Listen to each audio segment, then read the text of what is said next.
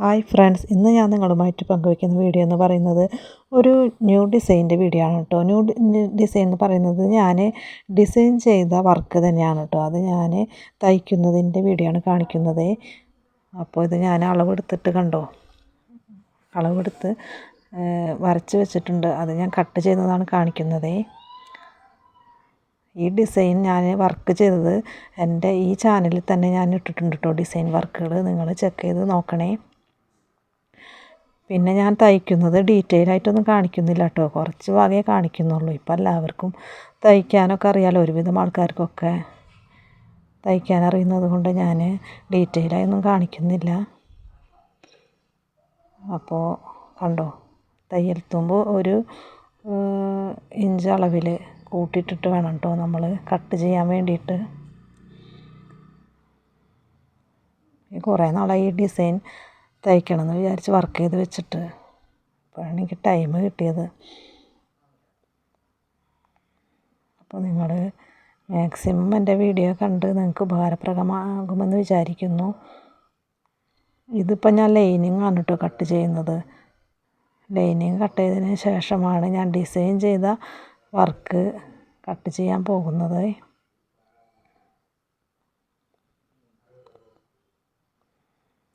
അപ്പോൾ ഇതിൻ്റെ ഷോൾഡറിൻ്റെ അവിടെയാണ് കേട്ടോ ഇനി കട്ട് ചെയ്യുന്നത്. പിന്നെ ഇതിൻ്റെ ഡിസൈൻ വർക്ക് നെക്കിൻ്റെ വർക്ക് വരുന്ന നെക്കിൻ്റെ അവിടെയാണ് കേട്ടോ വർക്ക് ചെയ്തിരിക്കുന്നത്. നെക്കിൻ്റെ വർക്ക് വരുന്നത് സ്ക്വയറായിട്ടാണ് ഞാൻ വർക്ക് ചെയ്തിരിക്കുന്നത്.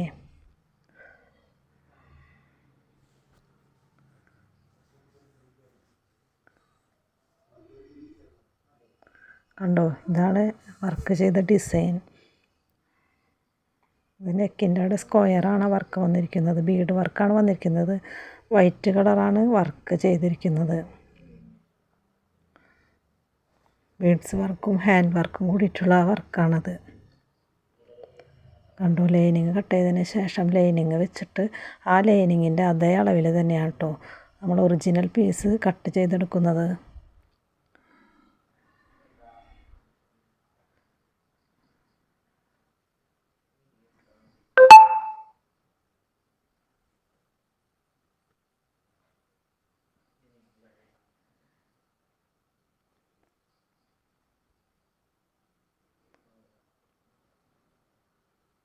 കണ്ടോ, ഇതുപോലെ എല്ലാവരും മാക്സിമം സ്വയം തയ്ക്കാവുന്നതേ ഉള്ളൂ. ഇപ്പോൾ യൂട്യൂബിലൊക്കെ ഒരുപാട് പേര് തയ്ക്കുന്ന വീഡിയോ ഒക്കെ ഇടുന്നത് കൊണ്ട് നമുക്ക് പെട്ടെന്ന് തന്നെ തയ്ച്ചെടുക്കാൻ സാധിക്കുന്നതായിരിക്കും. കണ്ടോ, രണ്ടും ഒരേ അളവിൽ തന്നെ കട്ട് ചെയ്തെടുത്തിരിക്കുകയാണ് കേട്ടോ.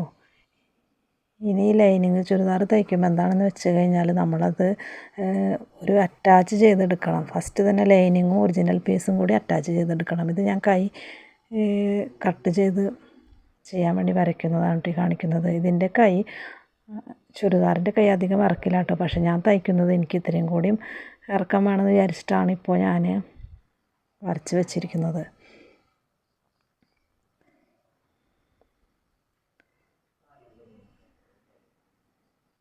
ഞാൻ തയ്ച്ച ചുരിദാറിനേക്കാളും കുറച്ചും കൂടിയും കൂടുതൽ കൈയിറക്കം എടുത്തിട്ടുണ്ട് കേട്ടോ ഇതിൽ.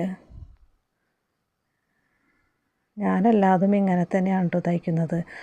ടാപ്പും അളവെടുക്കൽ കുറവാണ്. പിന്നെ ഞാൻ പുറത്തുനിന്നൊക്കെ അളവ് നമുക്ക് തയ്ക്കാൻ കിട്ടുമ്പോഴാണ് ഞാൻ ടാപ്പും അളവെടുത്തിട്ട് കട്ട് ചെയ്യുന്നതും വരയ്ക്കുന്നതൊക്കെ. ഇതിപ്പോൾ എൻ്റെ ഡ്രസ്സ് തന്നെയാകുമ്പോൾ ഞാൻ ചുരിദാറിന് അളവെടുത്തിട്ടാണ് ഇങ്ങനെ വെച്ചിട്ട് കട്ട് ചെയ്യുന്നത്. അതാകുമ്പോൾ പെട്ടെന്ന് നമുക്ക് കട്ട് ചെയ്യാൻ സാധിക്കും. പിന്നെ ഞാൻ തയ്ക്കുന്നതായാലും കണ്ടോ, ഇതിപ്പോൾ ലൈനിങ്ങും ചുരിദാറിൻ്റെ തുണിയും കൂടി അറ്റാച്ച് ചെയ്യുന്നതാണ് കാണിക്കുന്നത് കേട്ടോ.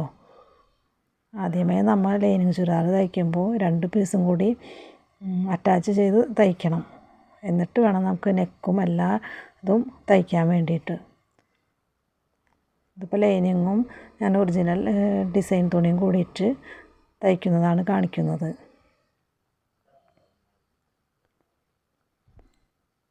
പിന്നെ ഞാൻ നെക്ക് തയ്ക്കുന്നതൊന്നും കാണിക്കുന്നില്ല കേട്ടോ. എന്താണെന്ന് വെച്ചാൽ എൻ്റെ വീഡിയോ കുറേ ലെങ്തായി പോകും.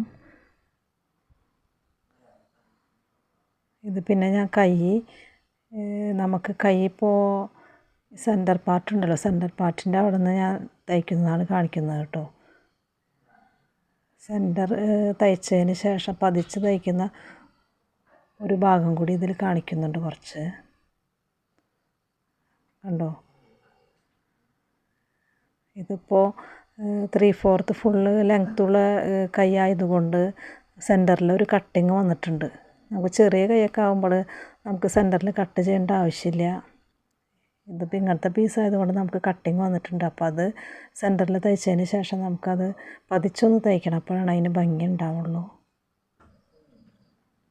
കണ്ടോ, ഇങ്ങനെ തയ്ക്കണം.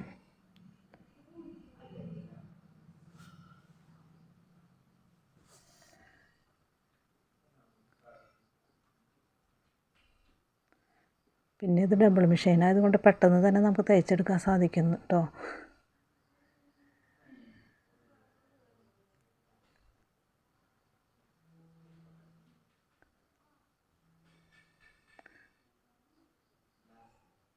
അങ്ങനെ ഇത് തയ്ച്ചതിന് ശേഷം ഞാൻ ഫൈനലായിട്ട് കാണിക്കാം കേട്ടോ. കണ്ടോ, ഇതിന് ഞാൻ ബീഡ് വർക്ക് വൈറ്റ് വെച്ചതുകൊണ്ട് വൈറ്റ് ഷാളും വൈറ്റ് ബോട്ടവും യൂസ് ചെയ്ത് നോക്കിയിട്ടോ.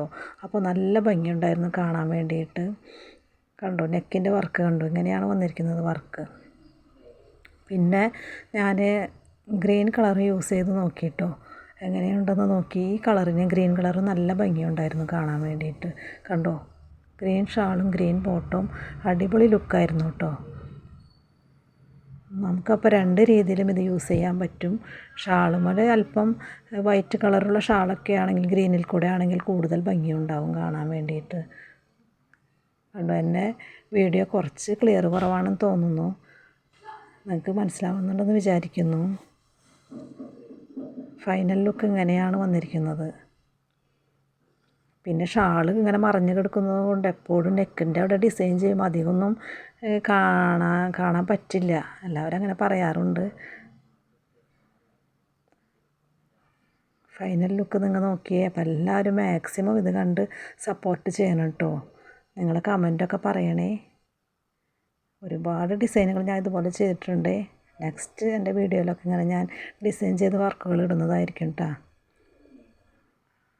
അപ്പോൾ എല്ലാവർക്കും എൻ്റെ വീഡിയോ ഇഷ്ടപ്പെട്ടെന്ന് വിചാരിക്കുന്നു. നല്ലൊരു വീഡിയോയുമായി ഞാൻ വരുന്നതായിരിക്കും. ഗ്രീൻ കളറാണോ നിങ്ങൾക്ക് ഇഷ്ടമായത്, വൈറ്റ് കളറാണോ ഇഷ്ടമായതെന്ന് പറയണേ.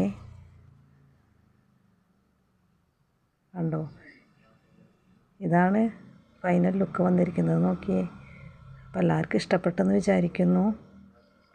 നെക്സ്റ്റ് നല്ലൊരു ഡിസൈനുമായി വരുന്നതായിരിക്കും. അപ്പോൾ എല്ലാവരും എൻ്റെ ചാനലിൽ കയറി ഞാൻ ഡിസൈൻ ചെയ്ത വർക്കുകൾ കാണണം. ഞാൻ ഇതിൻ്റെ ഡിസൈൻ ചെയ്ത് ഇട്ടിട്ടുണ്ട്. Thank you.